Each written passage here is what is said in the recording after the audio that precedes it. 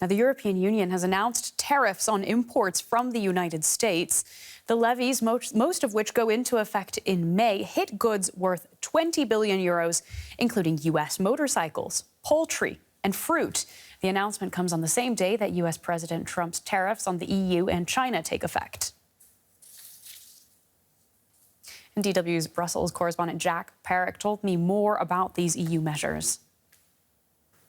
Yeah, largely expected and as planned. We've seen what is ordinarily a relatively ignored committee meeting become quite a focal point of this tariffs debate as EU countries agreed, 26 of them, one against, of the 27 countries to put these tariffs on, which means that the vote sailed through, Hungary voting against. Now, the tariffs will be 25% on steel and aluminium. These are very similar tariffs to what we saw in the first Trump administration. The response is almost a copy and paste, and they'll come into effect from April the 15th, so relatively quickly. Then we're going to see 20% tariffs, and some of them are varied and staggered throughout the coming months, on products like maize, wheat, barley, rice imports from the United States, motorcycles, poultry, fruit, wood. There's been a lot of talk about clothing imports, things like women's negligees and men's underwear are also included in some of these things, and dental floss as well has become a relatively focal point. That will also be, they will also see import tariffs from the European Union. Now, what's interesting is what the EU countries have done is actually wound it down to just over 20 billion euros worth of reciprocating tariffs to what the Trump administration put on those targeted tariffs, which is less than the 26 billion that the United States did. So they didn't go quite as far as they potentially could have to match. But what we've seen from the Europeans and what a lot of experts and analysts are saying is that a lot of these tariffs that will come in either in April, May or December will hit some of the real sticking point industries for Donald Trump. They're targeted specifically to try and hit places where he is well supported, and they will affect those businesses in the United States, partly because that's what the Europeans feel the Trump administration has been doing to them. So now that we have these firm numbers on specific kinds of goods, does that then mean that the prospect of negotiations with the Trump administration is over, or is there still potentially negotiation room? From the European perspective, and this is in the press release that we had out of the European Commission, no. They say that the tariffs can be suspended at any time as long as there is a fair discussion and that the US comes back to the negotiating table. The Europeans don't agree with the numbers that Trump has put on what he calls his reciprocal tariffs. They don't agree that the trade war is fair. They don't think that they export unfairly into the US market. And they indeed what we saw is Ursula von der Leyen proposed a zero-for-zero tariff exchange as a way of negotiating out of this on all industrial goods. That was rejected by the United States. They say that they want to come to the table. The process, though, the Europeans are moving forward with these, what they call trade defence measures. Our correspondent Jack Parrock in Brussels with the latest for us there. Thank you, as always. And as we just heard, the EU announcement comes on the day that President Trump's reciprocal tariffs on the EU and dozens of countries took effect. China is bearing the brunt, having been hit with massive 104% duties. Beijing is also hitting back with tariffs of 84% on U.S. imports. As the standoff between the United States and China over tariffs heats up, President Donald Trump insists he will not blink first. Additional tariffs on Chinese goods are in place effective midnight tonight at 104%. Until they make a deal with us, that's what it's going to be. I think they'll make a deal at some point. China will, they want to make a deal. They really do. They want to make a deal. They just don't know how to get it started because they're proud people.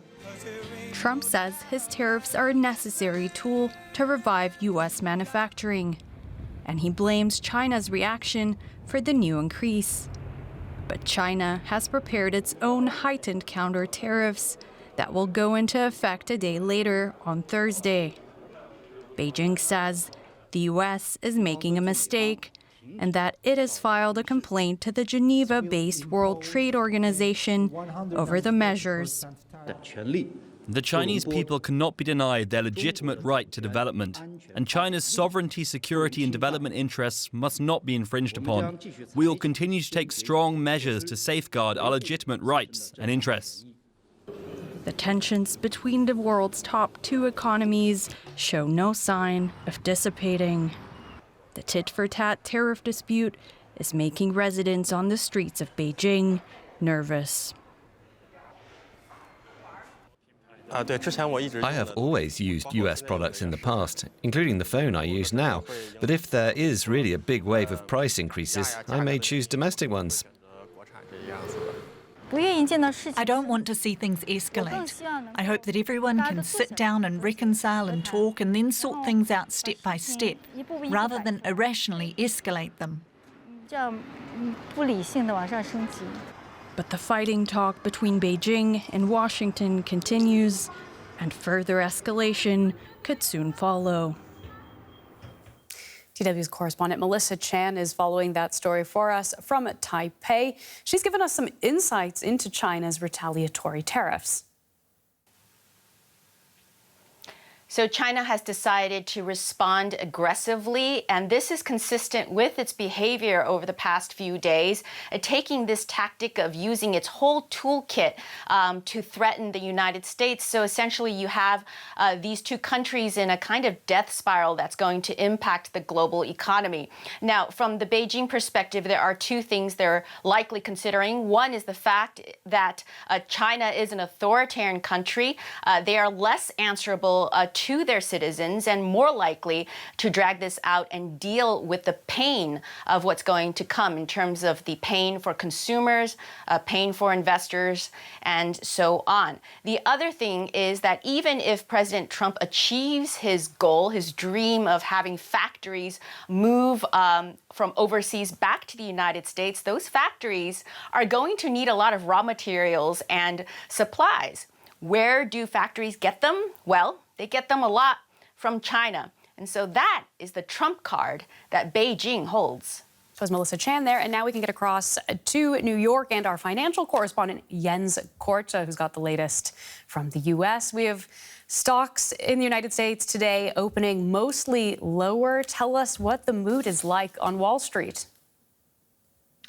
Well, this is quite a time at the moment, not even considering today's actions. We had blue chips down by about 4,500 points just within the past 4 trading days. The S&P 500 index is down by about 12% within the last 4 days. We did start lower on the day, then we recovered quite a bit. And then as we see on the screen, blue chips are just dropping once again. But the action is not just on the stock market. If you look at oil prices, for example, they're dropping like a rock, down about 30% from inauguration day in January, down a good 4-5% today, below the $60 mark per barrel. On the other side, we see the US dollar weakening and then also treasury prices dropping, what is a bit of a concern here on Wall Street. Yeah, those numbers will be making many investors squirm. But what about consumers? Are people there already beginning to feel the impact of this economic policy? Well, so far it's a psychological effect, right? I mean, most stocks here in the United States belong to the richest people in the United States. But yes, I mean, Americans feel it through their pension plans, but this is nothing that you feel immediately. It's more a psychological effect. But I mean, we had indications that consumer sentiment is falling. We just got numbers from the biggest US airline, Delta, today. They're saying they see consumer behavior changing, so less bookings from private people, but also from corporations. So to a certain degree, you see it, but Americans in general do not necessarily feel it yet in their pocketbooks. And what about these counter tariffs that the EU has just announced? Has that had any ripple effects there? Have we seen a response so far? Well, by the way, U.S. President Donald Trump on Truth Social just a little while ago posted that "Be cool, great time to buy. So at least the administration does not seem to be too concerned about all the turbulences yet. But I mean, coming back to your questions, I have not seen a direct response yet to the tariffs from Europe, but what seems to be on the table is tariffs from the US side on pharmaceuticals from Europe. And we've already seen that today, that some of the European pharmaceutical stocks, be it from Switzerland, be it from Denmark with Novo Nordisk, so there we already see prices dropping. It's not announced yet, but that could be a countermeasure from Washington to the tariffs from Europe, putting tariffs out on pharmaceuticals. Well, thank you so much for bringing us the latest there. We've been speaking with DW's financial correspondent, Jens Korte in New York.